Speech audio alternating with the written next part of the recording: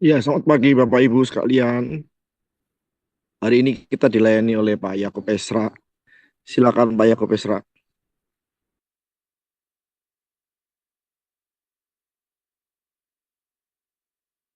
Shalom, Bapak di surga. Seringkali kami melihat dengan mata jasmani, dan kurang melihat dengan mata rohani. Seringkali kami hanya merasa dengan perasaan jasmani, kurang dalam merasakan sesuai dengan hati dan kehendak. Bapak, pada pagi hari ini kami ingin belajar bagaimana kami bisa menundukkan diri pada otoritas ilahi yang ada pada dirimu. Kami juga bisa menundukkan diri kepada otoritas yang kau percayai di bumi ini. Kami berdoa dalam nama Yesus, agar firman-Mu berkuasa, agar firman-Mu menolong kami untuk bisa menundukkan diri. Kami bersyukur kepadamu, ya Tuhan.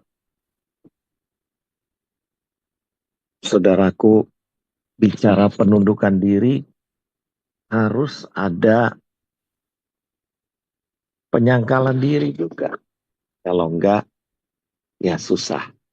Ya, mari kita belajar pengertian penundukan diri. Penundukan diri adalah sikap hati, pikiran yang sadar, dan kehendak yang secara sadar dan sukarela merendahkan diri di hadapan Allah, mengakui Allah jauh lebih besar, menerima otoritasnya, dan taat sepenuhnya pada kehendaknya, meskipun bertentangan dengan keinginan pribadi. Saudaraku, di Jogja itu ada keraton dan turun-temurun yang bekerja di keraton itu disebut abdi dalam. Abdi dalam ini tidak digaji, saudara. Tetapi dia dicukupi kehidupannya. Ya, keluarganya, anak istri, ya, sampai turun-temurun. Dia hanya melayani raja di situ. Ya, Hamengkubuwono. Dan hidupnya sudah didedikasikan sepenuhnya untuk raja di sana. Nah, itulah yang disebut abdi dalam. Semoga analogi ini Anda pahami, ya. Yang dinamakan totalitas itu tidak berarti tidak ada kehendak diri sendiri. Ada. Tetapi itu ditunda atau bahkan dimatikan. Ya, kalau di Katolik itu juga ada menjadi biarawan, biarawati, ya, itu totalitas penundukan diri. Tapi pagi hari ini saya tidak ingin membicarakan abdi dalam atau yang ada di Katolik, biarawan, biarawati, tetapi kita bicara bagaimana kita menundukkan diri sehari-hari, melawan kedagingan kita, melawan keinginan mata dan keangkuhan hidup. Bagi Kristus, saudaraku, penundukan diri kepada Bapa adalah inti dari misinya di dunia ini. Dia menunjukkan dan memberi teladan, menundukkan diri kepada Bapa. Yohanes 6 ayat 38 berkata, sebab aku telah turun dari surga, bukan untuk melakukan kehendakku, tetapi untuk melakukan kehendak Dia yang telah mengutus aku. Dia selalu menjadi manusia yang tunduk dan taat. Karena memang selongsongnya ya tubuhnya. Karena dia kan bagian dari Tritunggal. Tetapi dia menjadi manusia Allah yang menjadi manusia. Dia tidak menggunakan keilahiannya agar dia bisa memberikan teladan kepada kita. Kalau saudara membaca Ibrani 4 ayat 15, dikatakan di situ imam besar yang kita miliki yaitu Yesus Kristus sendiri memiliki perasaan dan keadaan yang sama dengan kita. Dicobai, punya kelemahan, tapi dia tidak meleset, tidak berdosa, tidak hamartia. Dia tahu bagaimana menghentikan dosa, kedagingan, keinginan mata, dan keangkuhan hidup. Yesus tidak mencari kehendaknya sendiri, tetapi melakukan kehendak Bapa, bahkan sampai mati di kayu salib. Filipi 2 ayat 8, saudaraku. Dan dalam tindak telat keadaan sebagai manusia, ia telah merendahkan dirinya dan taat sampai mati. Sadar, ya, bahkan sampai mati di kayu salib. Dia bukan mati keadaan biasa, tapi mati dianggap orang yang bersalah. Saudaraku, pada waktu ditangkap di Taman Getsemani, dia hampir saja menggunakan kuasa keilahiannya.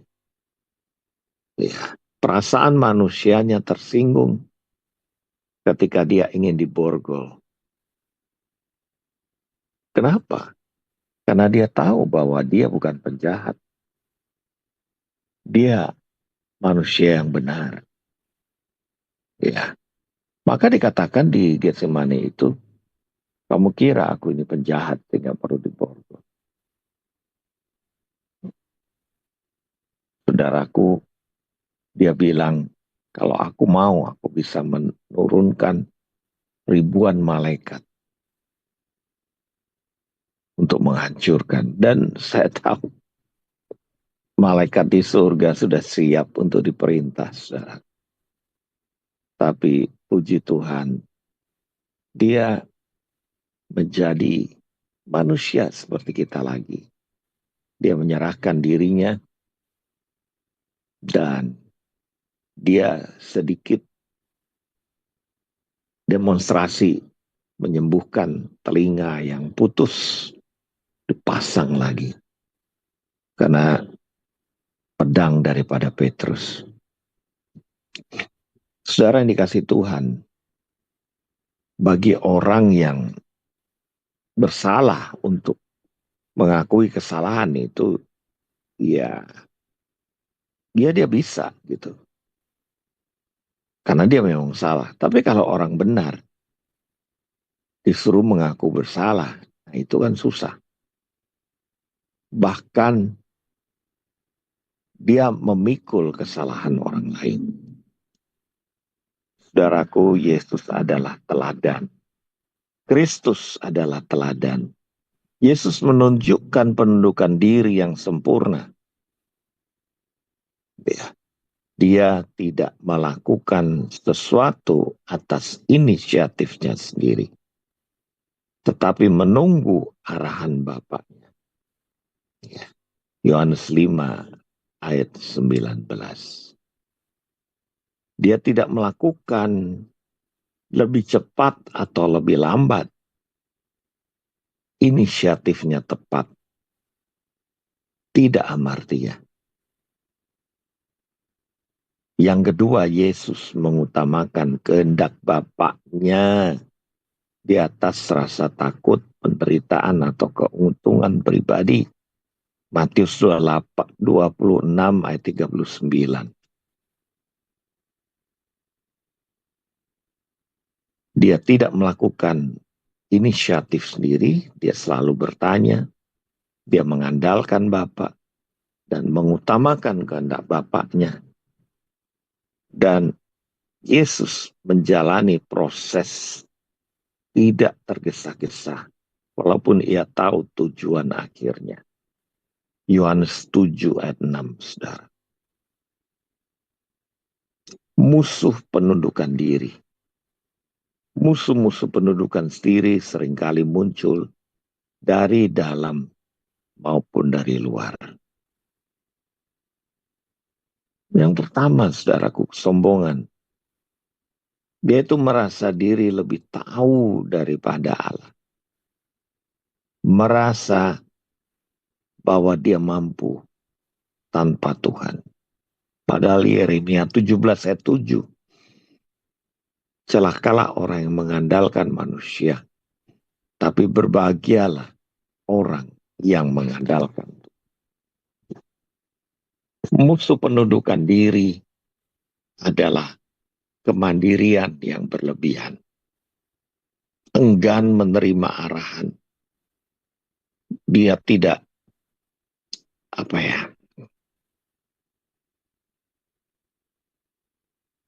tidak merendahkan hati, merasa bisa.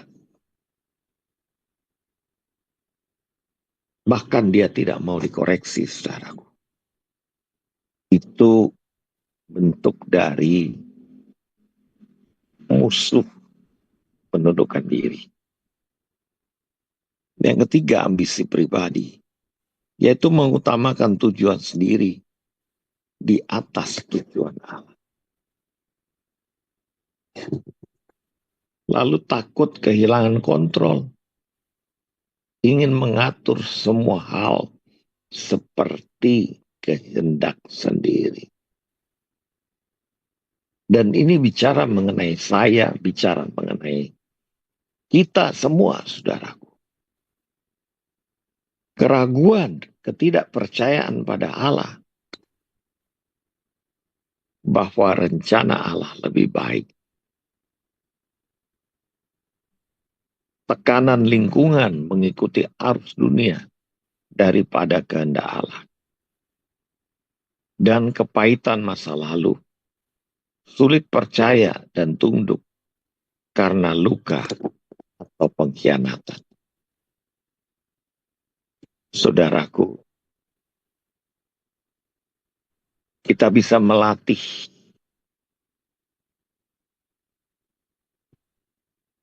latihan karakter penundukan diri untuk mengembangkan penundukan diri seperti Kristus. Tapi harus konsisten ya. Doa penyerahan setiap hari, setiap pagi. Pak Joni tadi pagi udah membuka dengan penyembahan dan menunjukkan bahwa doa penyerahan adalah bukan hanya sekedar perkataan, tapi sikap hati.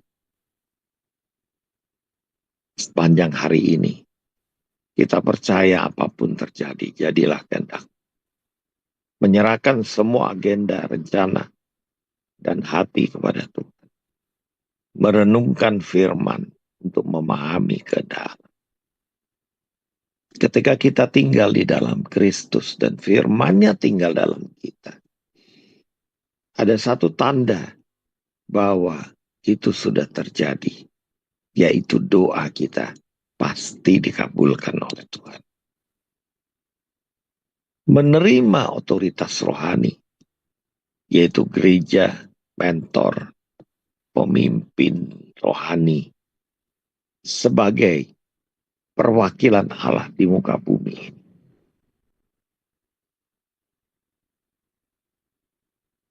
Mengendalikan ego, saudaraku, belajar berkata, bukan kehendakku yang jadi, tetapi kehendakmu. Dan latihan perkara yang kecil ditaati. Misalnya, tidak datang terlambat. Memberi pujian pada pasangan. Menjadi orang tua dan role model teladan bagi anak-anak.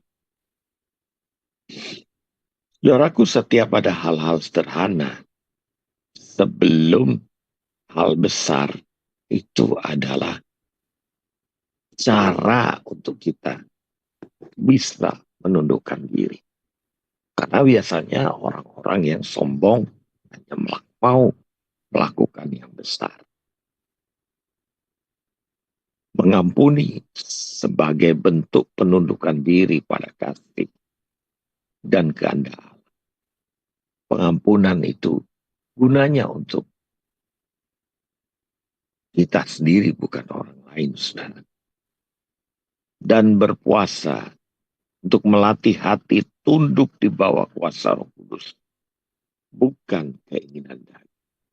Sadrak, Mesak, Abednego, Daniel juga, empat orang ini di kerajaan Nebukadnezar, mereka berpuasa dengan tidak makan makanan raja. Mereka tetap makan, tapi mereka makan sayur dan buah dan makanan yang sehat. Apa yang dimakan oleh kerajaan, mereka tidak. Mereka punya menu sendiri.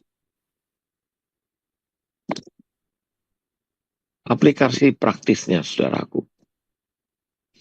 Bagaimana kita bisa menundukkan diri pada saat menghadapi keputusan penting? Jangan segera dieksekusi. Tanyakan apakah ini selaras dengan firman Tuhan dan kehendaknya. Apakah kita yakin bahwa yang kita putuskan ini adalah kehendak Tuhan? Selanjutnya, yaitu tunduk pada koreksi rohani, walaupun terasa tidak nyaman. Tadi Bu Ripka berdoa untuk Pak Mardi, Bu Ria. Ya. Pak Edi dan saya pun, walaupun lebih senior, lebih berpengalaman, lebih tua, kami berdua menundukkan diri kepada kepemimpinan Pak Mardi dan Bu Ria yang ada di Koremdio di pagi hari ini.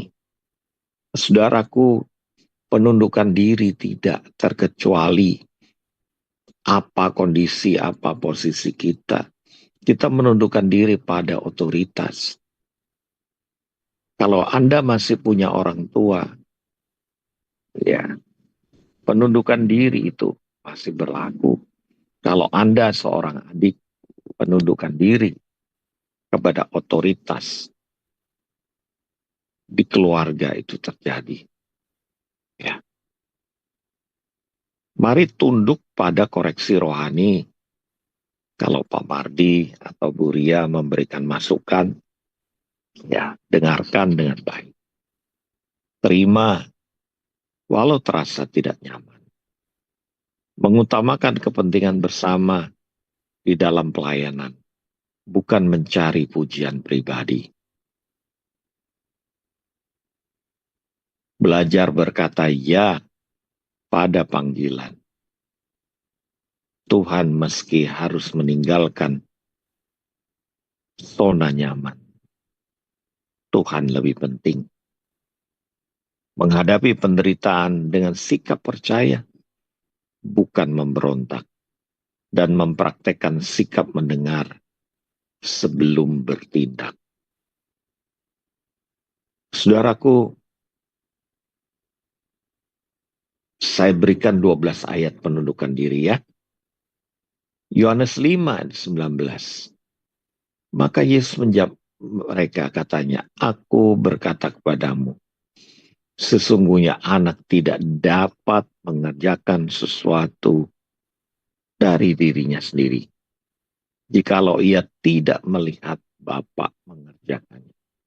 Sebab apa yang dikerjakan Bapa itu juga yang dikerjakan anak. Berarti Yesus punya kemampuan untuk mengenali Bapa. Dan itu melalui roh. 1 Tesalonika 5:23 kita juga punya roh. Kalau kita tidak koram deo, tidak ketemu Tuhan, tapi ketemunya manusia, persoalan, dan dunia, ya akhirnya kita tidak bisa melihat kehendak Bapa. Yohanes 6:38, sebab aku telah turun dari surga, bukan untuk melakukan kehendakku sendiri, tapi melakukan kehendak Dia yang telah mengutus aku. Saudaraku, apa yang dilakukan oleh iblis itu memang bertentangan dengan kehendak Bapa ya. Ya, Tuhan Yesus mau mematikan daging, malah suruh ngubah ya batu jadi roti. Ya mana mau ya, Tuhan Yesus gak mau, ya kan? Bahkan harus menjatuhkan diri dari bumbungan bait Allah. Ya gak mau lah gitu. Dan bahkan harus menyembah iblis untuk mendapatkan posisi di dunia. Kagak mau dia. Bahkan semuanya itu dilawan. Karena ada tertulis. Karena firman berkata. Kenapa itu terjadi, saudaraku? Tuhan Yesus mau memberikan contoh teladan. Kita hanya bisa mengalahkan dunia dan iblis itu dengan firman-Nya dan menundukkan diri. Ya, kalau kita mau melawan setan dan menang, tundukkan diri kita pada otoritas Allah dan lawanlah si iblis. Itu. Maka dia akan kalah. Matius 26:39. Maka Yesus maju sedikit, lalu sujud dan berdoa. Katanya, ya Bapakku, jikalau sekiranya mungkin, biarlah cawan ini berlalu daripadaku. Tetapi janganlah seperti yang kukendaki, melainkan seperti yang engkau kehendaki. Saudaraku, kenapa kok sampai Yesus berpeluh darah, berarti pembuluh darahnya pecah. Pergumulan jiwa membuat psikosomatis, membuat tubuh yang sehat ini menjadi sakit. Jiwa kita, tempat takhta Allah berada, pikiran, perasaan, dan kehendak kita. Itu ditulis dalam Ibrani 8 ayat 10, Ibrani 10 ayat 16, 1 Petrus 1 ayat 13, Galatia 3 ayat 1, ya, Matius 22 ayat 37. Ada kata akal budi di situ adalah dianoia. Ya, noia, pikiran dia imajinatif. Pikiran imajinatif kita adalah rumah Tuhan. Ibrani 3 ayat 6. Bahkan tubuh kita bait Allah. 1 Korintus 6 ayat 19. Saudaraku, serigala punya liang, burung punya sarang, tapi anak manusia mau tinggal di dalam kita. Dia nggak mau tinggal di pohon, tinggal di satu ruangan, satu tempat, tidak. Dia ciptakan kita jadi rumah. Itu sebabnya ditulis dalam Yohanes pasal 1 ayat 10, dia datang untuk menempati rumahnya. Tapi rumahnya menolak dia. Ayat 11-nya. Padahal hidup kita ini diciptakan untuk tempat tinggal dia. Tapi ayat 12, ketika kita membuka pintu hati kita, menerima Yesus, kita ini disebut anak Allah, bukan orang Kristen. Ya.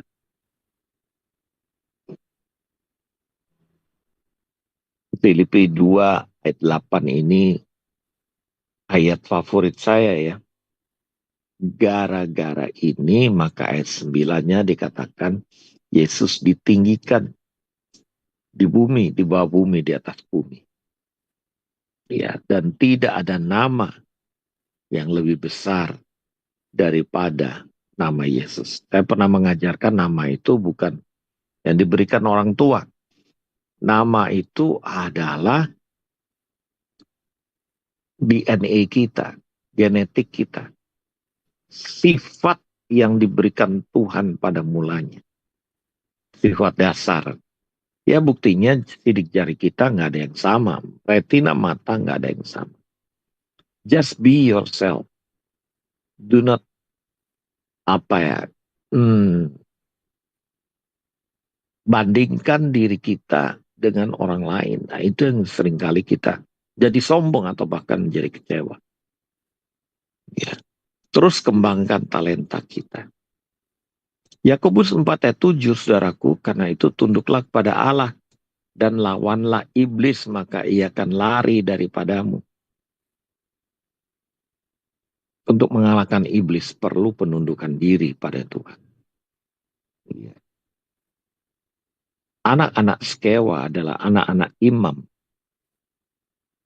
Mereka berpakaian seperti imam. Tapi iblis tidak pernah takut dengan atribut. Dia takut dengan iman kita kepada Allah. Iblis nggak pernah takut dengan benda-benda, salib, bawang putih, ya kayak di film gitu. Tapi dia takut dengan otoritas Allah. Pada waktu di Gerasa, Legion itu berkata, kumpulan iblis itu, "Hai anak Allah, kamu mau apa?" Iblis itu udah tahu kalau ada orang benar datang. Benar dalam arti rohnya lebih besar daripada semua roh yang di luar kita. 1 Petrus 5 ayat 6, karena itu rendahkanlah dirimu di bawah tangan Tuhan yang kuat supaya kamu ditinggikan pada waktunya. Yesus berkata, kalau kita diberi kesempatan, berilah itu pada orang lain. Ya, janganlah kita menyombongkan diri. Ya. Rendahkanlah diri kita di bawah kuasa Tuhan yang kuat. Amsal 3 ayat 5 sampai 6. Percayalah kepada Tuhan dengan segenap hatimu. Dan janganlah bersandar kepada pengertianmu sendiri. Makuilah dia dalam segala lakumu. Maka ia akan meluruskan jalan. Yesaya 50 ayat 5. Tuhan Allah telah membuka telingaku dan aku tidak memberontak. Dan tidak berpaling ke belakang. Mazmur 143 ayat 10. Ajarlah aku melakukan kehendakmu. Sebab engkaulah Allahku. Kiranya rohmu yang baik itu menuntun aku di tanah yang rata.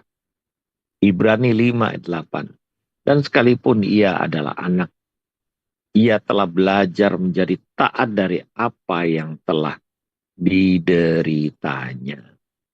Saudaraku, penundukan diri itu pasti menderita. Pasti menyangkal diri. Yeremia 10 ayat 23, saudaraku, aku tahu ya Tuhan, bahwa manusia tidak berkuasa untuk menentukan jalannya. Dan orang yang berjalan tidak berkuasa untuk menetapkan langkahnya.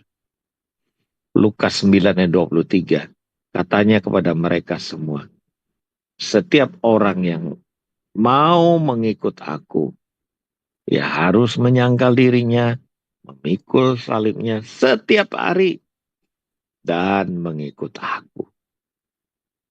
Ini saya lakukan, saudaraku.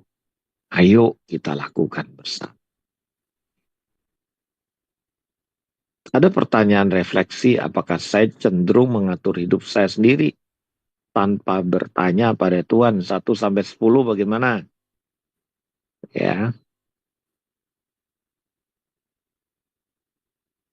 Bagian mana dalam hidup saya yang paling sulit saya serahkan kepada Allah? Pikiran, emosi?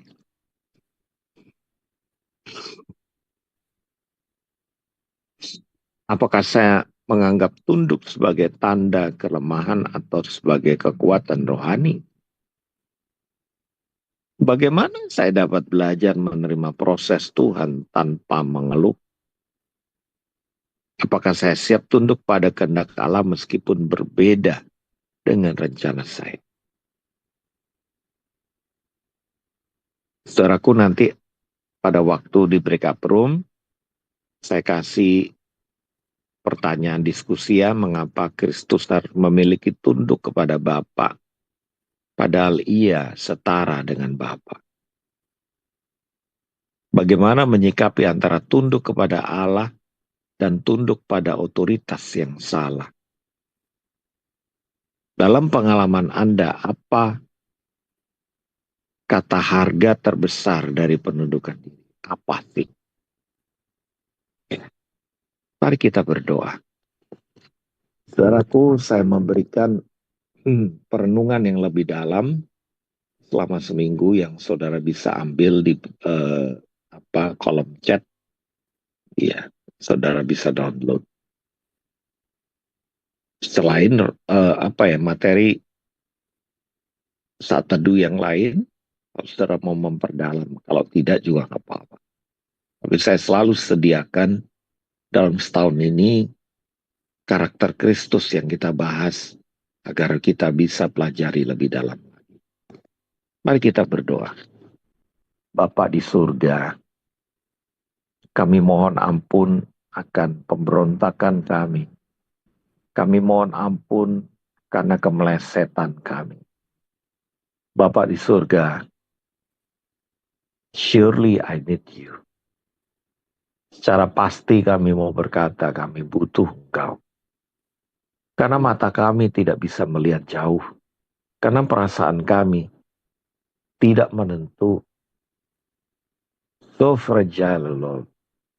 Bapa di surga, kami berdoa supaya setiap kami hari ini menerima tuntunan daripadamu.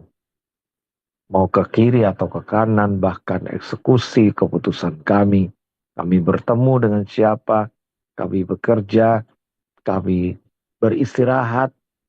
Pada hari ini Bapak, kami menyerahkan sikap hati kami, penyerahan total kepadamu.